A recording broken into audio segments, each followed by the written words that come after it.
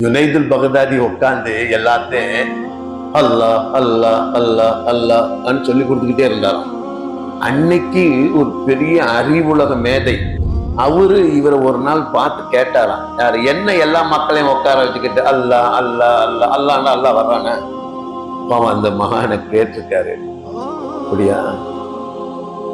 இவரு ரெண்டு பேரும் இப்ப நிக்கிறாங்க. யாரு? அந்த அறிவுலக மேதையும் ஜுனைதுல் பகதாதி இப்ப நிக்கிறாங்க. கேட்கிறாரு, என்ன எல்லாத்தையும் மக்களையும் பாவம் போட்டு அல்லா அல்லா அல்லான்னு சொல்லி கழுவேண்டாரா? யாரா?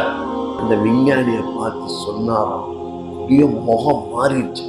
இப்ப கேட்டாராம், என்னையும் உன்னையும் படைத்த ரப்பாகிய அல்லாஹ் அல்லாஹ் அல்லாஹ் என்று சொன்னால் உள்ளத்தில் மாற்றம் வராதா, முகத்தில் மாற்றம் வராதா என்று கேட்டாய்.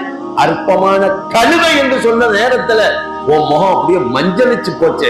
அந்த கழுதையை விடவா என்னுடைய அல்லாஹ் ஏசாயிட்டான்.